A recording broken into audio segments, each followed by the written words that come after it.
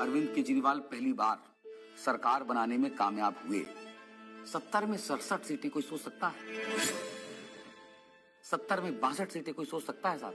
तो उसके बाद से विरोधियों को लगा कि नहीं भाई, ये तो जमीन पे जो है वो काम कर रहे हैं, लोग इनसे जुड़ रहे हैं।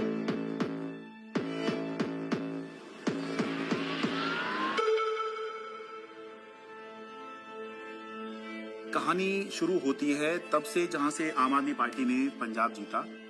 लोगों की भूख थी आम आदमी पार्टी की। उन्होंने कहा आम आदमी पार्टी हमें चाहिए, लोगों ने वोट दिया और पंजाब में आम आदमी पार्टी का जन्म हो गया। पंजाब के लोग जो हैं वो सच्चे बंदों को पसंद करते हैं और जिसके साथ दिल से जुड़ जाएं जुड़ जाएं।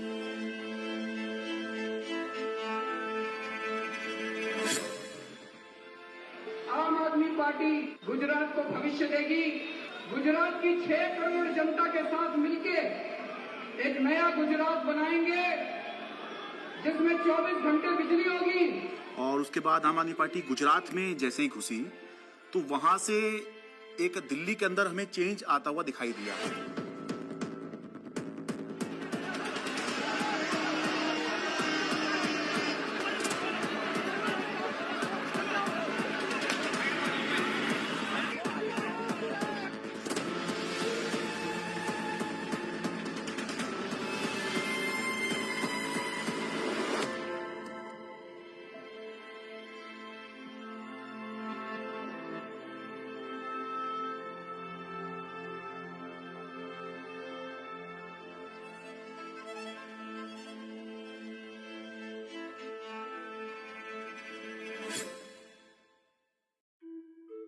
So it started, I think, with the arrest of Satyendra Jain ji. And मुझे लगता है कि ये स्ट्रैटेजी उनकी शायद रही होगी कि जो भी अरविंद केजरीवाल के सिर्फ आईज, ईयर्स, आर्म्स, हैंड्स, जो पूरी टीम है, कि अगर हम उस टीम को डिकैपिटेट कर देंगे तो हो सकता है कि काम रुक जाए। टेबल में बैठे होंगे बीजेपी के 3-4 लोग बड़े बड़े, बोले यार अब केजरीवाल को बेईमान साबित करने का क्या तरीका। किसी ने आइडिया दिया होगा कि कुछ घोटाला, बोले यार कोई घोटाला कैसे, कोई चिपकेगा नहीं इस आदमी पे। दिल्ली के स्वास्थ्य मंत्री सत्येंद्र जैन को ईडी ने हिरासत में लिया। एनफोर्समेंट डायरेक्टरेट ने सबसे पहले अरेस्ट होने वालों में मैं था। ऐसे तो कोई कर्म किए नहीं थे कि जेल से ले जाए। फिर मैंने कहा ऐसे कर्म भी नहीं किए थे मंत्री बन जाए। तो क्योंकि मुझको पूरा केस पता था तो मुझे लगा ठीक है, एजेंसी अगर अरेस्ट कर रही है थोड़े दिन में छूट जाएंगे। Why are they threatened by us?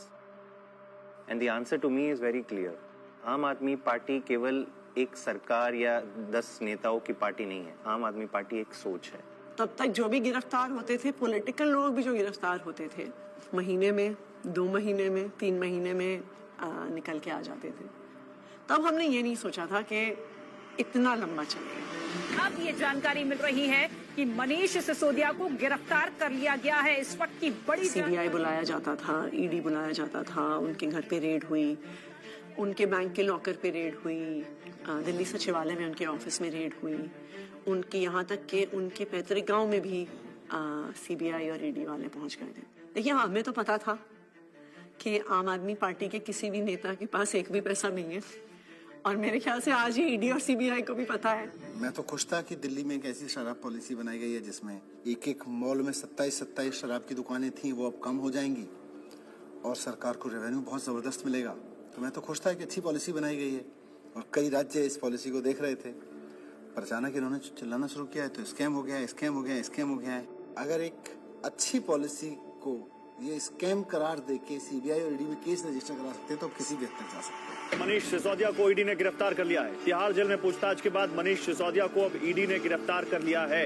इससे पहले सीबीआई ने उनको गिरफ्तार किया था और वो इसमें टीएमएलए में 2 ही कंडीशन में बेल हो सकती है। पहली कंडीशन या तो जो सरकार का इन्वेस्टिगेशन एजेंसी है वो कह दे कि केस नहीं। दूसरी कंडीशन बेल हो सकती है जब इन्वेस्टिगेशन एजेंसी द्वारा डाले गए सारे कागज जांच कर लिए जाएं। तो भाजपा की इन्वेस्टिगेशन एजेंसी क्या करती थी, लाखों की तादाद में कागज डाल दिए। अब जज साहब कितना टाइम लगाएंगे वो देखने को, 10 साल। हमने प्रोसीडिंग्स भी पूरी देखी थी सुप्रीम कोर्ट के अंदर। और सुप्रीम कोर्ट ने जो जिस तरह कमेंट्स किए थे उससे ऐसा लग रहा था कि ये केस कुछ है ही नहीं। सुप्रीम कोर्ट ने यहाँ तक कह दिया था कि आपका केस जो है ट्रायल के अंदर 2 मिनट में गिर जाएगा। किस तरह का केस आप बना के लाए हैं? क्योंकि सीबीआई के बाद मनीष सिसोदिया को ईडी ने भी गिरफ्तार कर लिया था, तो दोनों ही के अंदर जमानत उनको चाहिए थी। अब जब जैसे ही 30 अक्टूबर का दिन था, सुप्रीम कोर्ट ने बेल रिजेक्ट कर दी। जेल में पूछताछ के बाद मनीष सिसोदिया को अब ईडी ने गिरफ्तार कर लिया है। इससे पहले सीबीआई ने उनको गिरफ्तार किया था और वो तिहाड़ जेल में। सीधे चलते हैं जितेंद्र शर्मा के पास। जितेंद्र, बताइए, ईडी ने गिरफ्तार कर लिया है मनीष को? जी बिल्कुल, आप देखिए दूसरे दिन लगातार जो ईडी है वो मनीष सिसोदिया को अरेस्ट करके उनका टारगेट अरविंद केजरीवाल था। इनको ये लगा था, इनके कैलकुलेशन में, कि पार्टी के साइकी में फर्क पड़ेगा, लोग टूटते जाएंगे। तो इसका मतलब ये है कि डेस्परेशन के मापदंड पे तो भारतीय जनता पार्टी अपने लास्ट थ्रेशोल्ड पे पहुंची और भारतीय जनता पार्टी की लीडरशिप भी उस थ्रेशोल्ड तक पहुंच गई कि अब और कोई तरीका नहीं है इनको जेल में डालने। बड़ी खबर यह है, आम आदमी पार्टी के सांसद संजय सिंह गिरफ्तार कर लिए गए हैं। आपके सांसद संजय सिंह की हो गई है गिरफ्तारी। ईडी ने करते थे संजय सिंह, उस पर कहीं ना कहीं एक बड़ी चोट फिलहाल आम आदमी पार्टी के लिए रहेगी। लेकिन राजनीतिक रूप से ये नुकसान तो है ही, लेकिन क्या सरकार का पक्ष रहेगा शराब नीति मामले में जब ये गिरफ्तारी हुई है, इसका भी इंतजार रहेगा। अब ये अपने आप में काफी ज्यादा। तो भगत सिंह ने अपनी किताब में लिखा कि उनके छोटे भाई जब उनसे मिलने आए, फांसी की सजा हो चुकी थी तब तक, उन्होंने लिखा कि उन्हें ये फिक्र है हरदम नया तर्जे जफा क्या है। जफा मतलब अत्याचार। उन्हें ये फिक्र है हरदम नया तर्जे जफा क्या है। हमें भी शौक है देखें सितम की इंतहा क्या है। इस सरकार के ऊपर बिल्कुल फिट बैठता है कि ये सितम करने पे आए हैं और हम इनकी सितम की इंतहा देखना चाहते हैं। 2200 करोड़ रुपए की रिश्वत खिलाई अडानी ने। Nothing is going on record. 2200 crore रुपए की रिश्वत आपके अधिकारियों को। संजय जी, 2200 करोड़ की रिश्वत। संजय जी प्लीज। सर वो क्या बोल रहे हैं सर? वो आप इधर बोलेंगे कि उधर बोलेंगे? जिस तरीके से पार्लियामेंट में और पार्लियामेंट के बाहर अगर अरविंद केजरीवाल और पार्टी के वॉइस को एक स्ट्रक्चर करके जनता और देश के सामने रख रहे थे, बीजेपी उससे बहुत इरिटेटेड और फ्रस्ट्रेटेड था। मैंने तो अपने घर के सामने एक बैनर भी लगवा दिया था कि फक्कड़ हाउस में ईडी का स्वागत है। अब कहानी जो है अलग लेवल पहुंच गई। अरविंद केजरीवाल भी ये बात समझ रहे थे कि जब एक के बाद एक नोटिस आ रहे हैं तो देर सवेर ईडी जो है उनको गिरफ्तार करने आएगी। हमारा एक व्हाट्सएप ग्रुप है पार्टी की लीडरशिप का, जिसमें एक खबर आई थी कि ईडी वाले अरविंद जी के घर पहुंच गए हैं 6 फ्लैग स्टाफ रोड पे। एंड मुझे याद है मैंने ओबरॉय के फ्लाईओवर के नीचे से फिर हमने गाड़ी का यू टर्न लिया था और फिर 6 फ्लैग स्टाफ रोड जो सिविल लाइंस में है वहां पे पहुंचे थे। मुझसे पहले सौरभ भारद्वाज पहुंचे थे वहां पे। इतने में उन्होंने बैरिकेडिंग दोनों तरफ कर दी, बट मैं बैरिकेडिंग से पहले ही जो है वो अंदर पहुंच गया था। मैं तो मेरे को अंदर से किसी का मैसेज आया which was very sad thing to imagine. Arvind Kejriwal ji अपना बैग पैक कर रहे हैं और एक मुख्यमंत्री अपने घर में ही असहाय है, आप सोचिए। और वहां जो पुलिस खड़ी है वो उसके लिए नहीं खड़ी है, वो इसलिए खड़ी है कि किसी और को आने नहीं देंगे। उसके यहाँ जो ईडी के जो अफसर हैं वो उसको कह रहे हैं कि अब आप बैग पैक कर लो, आपको अरेस्ट कर रहे हैं। ईडी दफ्तर ले जाया जा रहा है अरविंद केजरीवाल को। इस वक्त की बड़ी खबर, बड़ा अपडेट, अरविंद केजरीवाल को ईडी ने गिरफ्तार किया है और ईडी दफ्तर उनको ले जाया जा रहा है। जिस तरीके से अब दिल्ली के मुख्यमंत्री अरविंद केजरीवाल को ईडी दफ्तर ले जाने की तैयारी की जा रही है और ये माना जा रहा है कि अब ईडी दफ्तर में उनसे पूछताछ होगी और उनके सामने। जब से मैं जर्नलिस्ट बना हूँ 17 साल से, मैंने नहीं देखा किसी सिटिंग चीफ मिनिस्टर को अरेस्ट किया गया हो। तो मेरे मन में एक बात अंदर से आई कि पार्टी खत्म नहीं होने दी, सरकार नहीं खत्म होने दी। उस समय जो बाहर थे, जैसे संदीप पाठक बाहर थे जो संगठन के काम देखते हैं, हमारे जो कैबिनेट के जो साथी थे, आतिशी थी, सौरभ भारद्वाज थे, हमारे सोशल मीडिया के जैस्मिन थे। तो फिर हम सब लोग हमारे घर पे ही हमने सबको बोला, हम लोग वहीं धीरे धीरे वहीं गैदर हुए। अब ये देश को बचाने की लड़ाई है, तानाशाही के खिलाफ लड़ाई है और सभी मिलकर के लड़ेंगे और इस लड़ाई को जीतेंगे। कल 10 बजे भारतीय जनता पार्टी के मुख्यालय पर हम इसके खिलाफ प्रोटेस्ट शुरू करेंगे।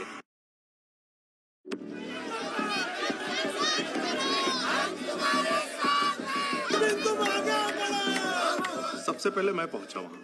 हुआ ये कि लोग पार्टी ऑफिस चले गए और हम और दुर्गेश पाठक जी जो ITO वाला चौराहा है उस पर रुक गए। ITO पे मैं जब पहुंचा तो मैंने देखा कि मेरे सामने ही आतिशी और सौरभ को अरेस्ट कर लिया गया।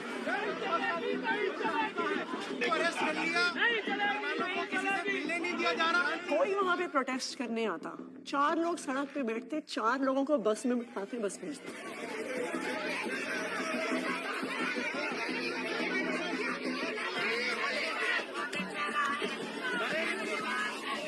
ITO के ऊपर एक फुट ओवर ब्रिज है, ऊपर अगर आप जाओगे तो मैं लोकेशन चेंज करता रहता था, तो कहीं एक जगह जाके ऐसे शांत खड़ा हो जाता था, फिर मैं देखता था कौन आ रहा है किधर से, तो मैं देखता था उधर से 20 लोग आ रहे हैं, तो उनमें से मैं पहचान जाता था। मोस्टली मैं ऑर्गेनाइजेशन में काम करता था तो सबके नंबर थे, तो मैं उनको फ़ोन करके बोलता था अभी रुक जाओ 10 मिनट, मैं जहाँ बोलूँगा उस डायरेक्शन में जाना।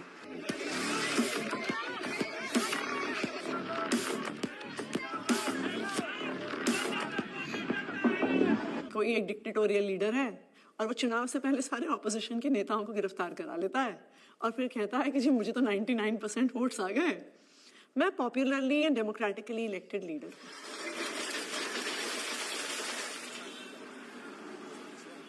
Can I have water? इसको इधर रख सकते हैं बगल में, इस टेबल को इधर रख दीजिए। 2013 में सबसे पहले लोगों ने हमें वोट क्यों दिया? हम तो कुछ भी नहीं थे, कभी कहीं सरकार नहीं चलाई थी, हम तो ये भी नहीं कह सकते थे हमने ये काम करके दिखा दिया हमें वोट दो। अन्ना आंदोलन किया था, तो अन्ना आंदोलन में लोगों ने देखा ये लड़के बड़े ईमानदार हैं, देशभक्त हैं, जिद्दी हैं, किसी चीज पे अड़ जाए तो करके रहते हैं। ये क्वालिटीज जनता को हमारी पसंद आई, इस क्वालिटी को वो खत्म करना चाहती थी बीजेपी, तो उन्होंने कीचड़ फेंकना चालू किया, करप्शन किया, केजरीवाल ने पैसे खाए, एक ताना बना बुना गया, लोगों को जबरदस्ती करके स्टेटमेंट्स दिलवाए गए, प्रेशराइज कर करके हमारे खिलाफ झूठे बयान दिलवाए गए। लेकिन कुदरत तो कुदरत है, ये क्या है, बीजेपी कुछ नहीं है कुदरत के सामने। हम लोग कुछ पहाड़ तिहाड़ के खड़े थे एंड आई रिमेम्बर थिंकिंग कि एज ऑफ दैट टाइम हमारी कोर टीम के 5 लोग उस समय उस दीवार के उस पार थे। मेरे हाथ में बहुत कुछ नहीं था, सब ऊपर वाले के हाथ में था, और मैंने अपना अंदर समय बहुत मेडिटेशन करते हुए और गीता पढ़ के बिताया। वहाँ पे सबसे ज़्यादा जो चीज़ परेशान करती है वो होती है अनसर्टेनिटी। उस 17 महीने में एक बड़ा हिस्सा मेरे अंदर उस सिपाही की तरह छटपटाता रहा जो देख रहा था कि उसकी पूरी फौज बाहर युद्ध लड़ रही है, और वो सिपाही जो हमेशा युद्ध में फ्रंट पे होकर लड़ता था वो आज बैरक में बैठा हुआ है। मैंने प्रयास किया कि घर के लोग 6 महीने तक, जब तक मैं जेल में रहा, मैंने प्रयास किया कि कोई मुझसे मिलने के लिए यहाँ पे ना आए, क्योंकि कई बार परिवार के लोग सामने आते हैं मिलने के लिए तो मन में एक अनावश्यक कमजोरी पैदा होती है, तो मैंने इस चीज को अवॉइड किया। फोन पे जब वो वीडियो कॉल पे जब बात होती थी, वीडियो कॉल करते थे तो हंसते थे, लेकिन वो हंसी के पीछे कुछ ना तकलीफ छुपी होती है, क्योंकि पत्नी से बेहतर कोई नहीं समझ सकता है। लेकिन हम लोग को लगता है चलो वो अगर दिखा रहे हैं तो हम लोग को भी ऐसे ही दिखाना है, तो हमारे जैसे बच्चे भी आ गए थे, तो सारे लोग सब हैप्पी फील करते थे कि पापा हम लोग ठीक है, आप परेशान मत होना और आप ठीक से रहो। एक बारी ना कपिल मिश्रा ने आरोप लगाया था 2 करोड़ का कि सत्येंद्र जैन ने अरविंद केजरीवाल को 2 करोड़ की रिश्वत दी।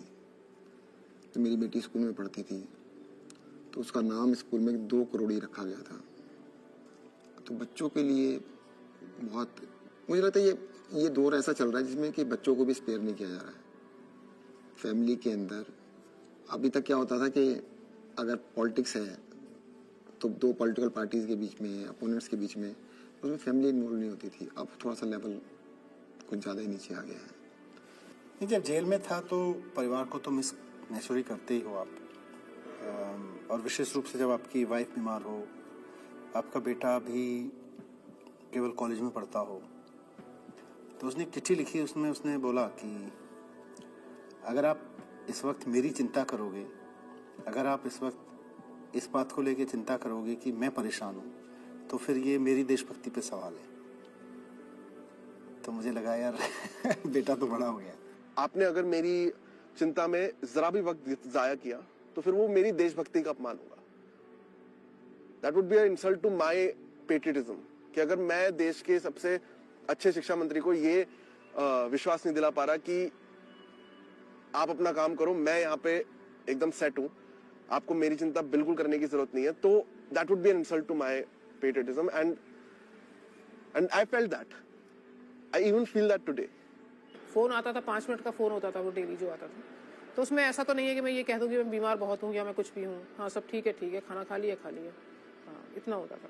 जो ड्रेडेड क्रिमिनल्स होते हैं ना, उनको सोलिटरी कन्फाइनमेंट में 2 हफ्ते से ज्यादा नहीं रखते, उसको इनह्यूमन माना जाता है। तो मुझे लगातार कई महीने तक सेकेंड फेज के अंदर सोलिटरी कन्फाइनमेंट में रखा गया। सॉलिटरी कन्फाइनमेंट में आप जेल ऑफिसर्स और मेडिकल स्टाफ, इनके अलावा आप किसी से बात नहीं कर सकते। सो आई वॉज ऑल अलोन। आपको चाहिए कोई बात करने के लिए, गप्पे मारने के लिए, अपने मन की भड़ास निकालने के लिए, कुछ भी बोलने के लिए, वो अलाउड नहीं था।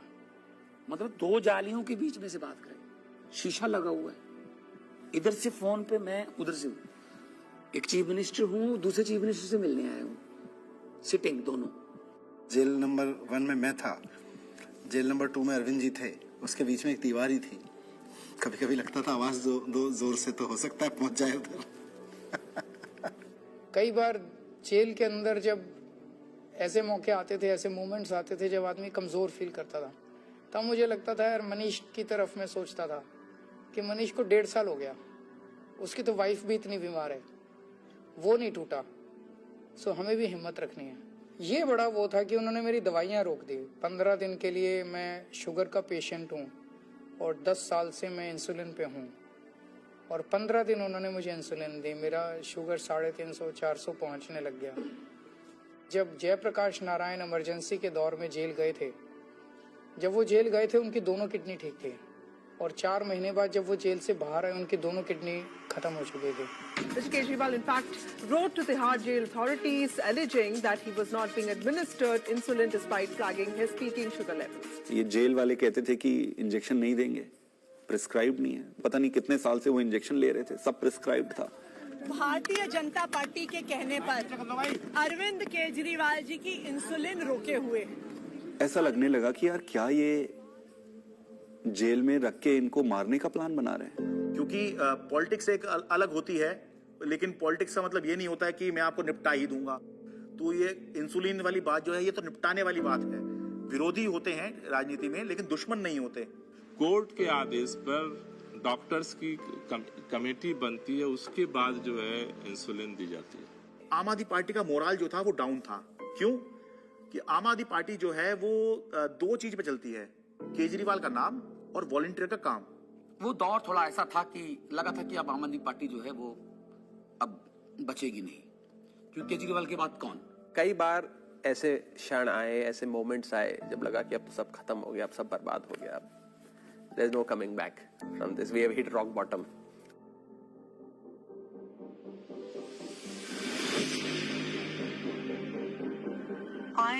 I really admire her for her strength. वो खुद पब्लिक डोमेन में आई पहली बार।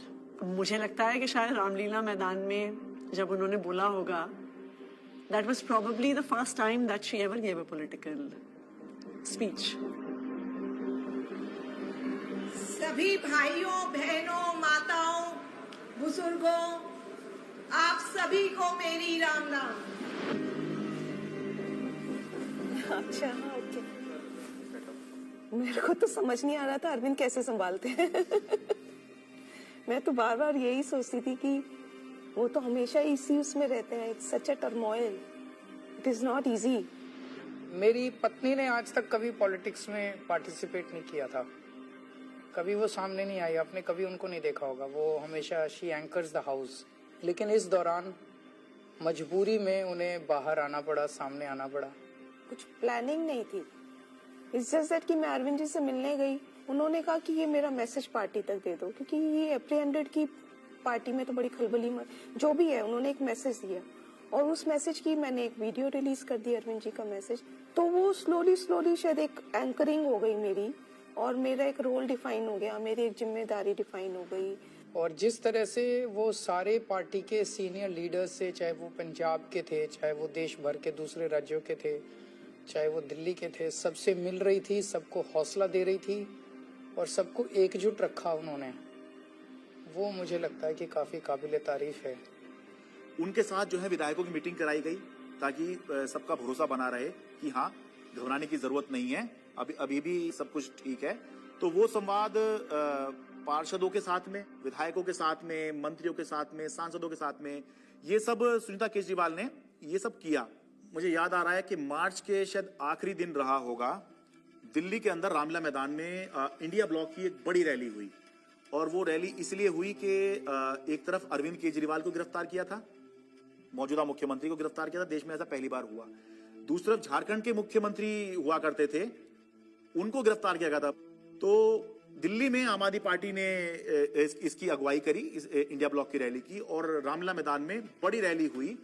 और उस रैली का जो अचीवमेंट था कि इंडिया ब्लॉक के सारे बड़े नेता उस एक मंच पर आ गए, अपनी सारी जितनी भी उनकी आपसी विवाद हैं, आपसी मतभेद हैं, जो होता है, होगा भी, पहले भी था, आगे भी होगा, लेकिन उसके बावजूद भी जब अरविंद केजरीवाल की गिरफ्तारी का मुद्दा था तो उसको लेकर सोनिया गांधी, प्रियंका गांधी, राहुल गांधी, ये तीनों जो हैं उस दिन इंडिया ब्लॉक की रैली में आए और सारे बड़े नेता जितने गठबंधन में हैं, चाहे वो अखिलेश यादव हों, शरद पवार हों, और उससे जो है एक माहौल बना कि बीजेपी से लड़ने के लिए, या बाद में बीजेपी ने जब ये इंडिया गठबंधन बनते देखा तो एनडीए भी कहना शुरू कर दिया, उससे पहले बीजेपी ही चल रही थी। एनडीए से लड़ने के लिए एक इंडिया ब्लॉक जो है वो अब बन गया है, जिसमें मिलके जो है बीजेपी को चुनौती दे सकते हैं।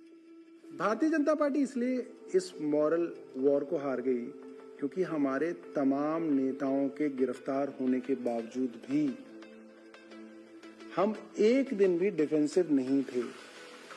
ये जेल भेज दें, कितने मुकदमे हमारे पे रोज चल रहे हैं, कोर्ट की तारीख आती है, जाते हैं, भुगतते हैं, पुलिस वाले आते रहते हैं, एसएचओ बदलते रहते हैं, रोज मुकदमे होते रहे। आम आदमी पार्टी का जो डीएनए है वो भारतीय जनता पार्टी के आगे झुकेगा नहीं, दबेगा नहीं, रुकेगा नहीं, और आम आदमी पार्टी इसीलिए जिंदा है। एक अहम मुकाम जो था इस संघर्ष का तब आया जब अचानक से 2 अप्रैल को सुप्रीम कोर्ट ने संजय सिंह को जमानत दे दी। संजय सिंह को जमानत मिल गई है।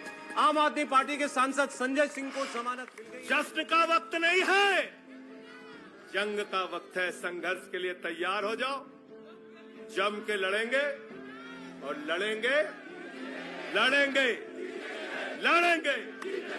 That was the time at which I felt कि शायद हमारी इमोशंस बाहर निकल कर आए। एंड जिस दिन मनीष जी की बेल हुई थी, और मुझे याद है उस दिन I was at a school inauguration. I am not very prone to being, मैं बहुत ऐसे इमोशनल व्यक्ति नहीं हूँ, पर उस दिन तो मैं स्टेज पर ही रोने लग गई थी। मैं एक पब्लिक उसमें थी, इनॉग्रेशन में थी। मनीष सिसोदिया को सुप्रीम कोर्ट से जमानत। इन्होंने स्टडी तो पूरा किया और उन्होंने सीढ़ी भी ठीक बनाई थी, बट वो सीढ़ियां ना, इसको ये नहीं पता था कि सारे केजरीवाल के रंग में रंगे हुए। डिले किया जा रहा है, डिले पर डिले, वो मनीष सिसोदिया की तरफ से नहीं, जब बल्कि प्रक्रियागत है। और तुमने सारे के सारे रिसोर्सेज यूज कर डाले, तुमने ईडी यूज कर डाला, तुमने सीबीआई यूज कर डाली, एसीबी यूज कर डाली, विजिलेंस यूज कर डाला, दिल्ली पुलिस यूज कर डाली, सारा मीडिया का नैरेटिव यूज कर डाला, पूरी पावर तुमने, मतलब कितनी गन पावर है बीजेपी की, आपने सब कुछ यूज करके इन सारे लीडर्स को अरेस्ट कर लिया। उसका रिजल्टेंट क्या है? 0। आम आदमी पार्टी के पूर्व मंत्री और वरिष्ठ नेता सत्येंद्र जैन को आखिर दिल्ली के राउज एवेन्यू कोर्ट से जमानत मिल गई है। हमें पता तो था ही कि आज नहीं तो कल, कल नहीं तो परसों बाहर तो आना ही है, क्योंकि हमने कुछ किया नहीं है। अगर हमने कुछ किया होता तो शायद हम बीजेपी ज्वाइन कर लेते, जैसे बाकियों ने किया।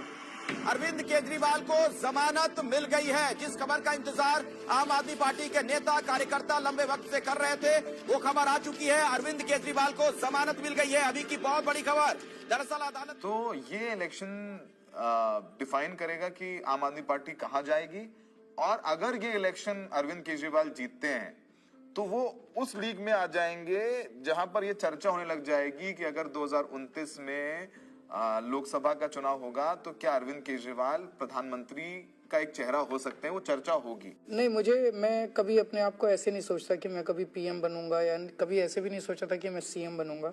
सो पीएम बनना मेरी जिंदगी का कोई मकसद नहीं है, लेकिन जो भी सरकार आए इसे खत्म करना होगा। मैं चुनाव के टाइम में चुनाव लड़ो, आपस में एक दूसरे को गाली गलौज मत करो, आपने जो काम किए वो जनता के सामने रखो, आप जो विजन लेके आए हो वो जनता के सामने रखो।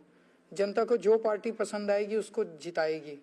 जीतने के बाद सारी पार्टियों को मिलके फिर काम करना चाहिए, देश के लिए काम करना चाहिए, चाहे पक्ष में हो विपक्ष में हो। विपक्ष को कंस्ट्रक्टिव क्रिटिसिज्म करना चाहिए ताकि सरकार अच्छा काम कर सके, लेकिन एक दूसरे का जेल में डालना ये अच्छी राजनीति नहीं है। मैं दिल्ली की जनता से पूछना चाहता हूं, मैं देश की जनता से पूछना चाहता हूं कि क्या केजरीवाल ईमानदार है कि गुनहगार है?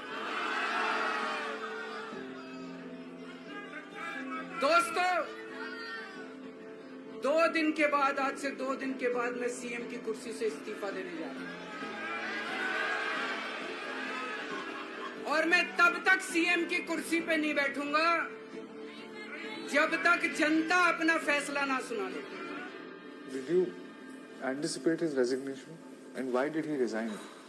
रुके न जो, रुके न जो, झुके न जो, दबे न जो, मिटे न जो, हम वो इंकलाब हैं, जुल्म का जवाब हैं, हर शहीद हर गरीब का हम ही तो ख्वाब हैं।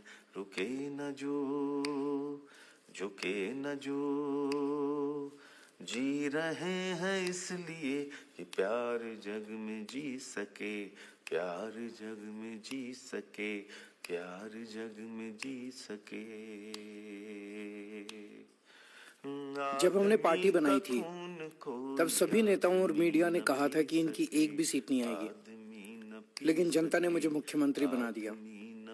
जब हमने 2014 में असूलों के आधार पे सरकार छोड़ी तो इन सब ने फिर शोर मचाया कि आम आदमी पार्टी खत्म हो गई, अरविंद केजरीवाल खत्म हो गए। लेकिन फिर जनता ने हमें 67 सीटों के साथ जीत दिलाई, और 2020 में हमने वो कर दिखाया जो किसी ने सोचा भी नहीं था।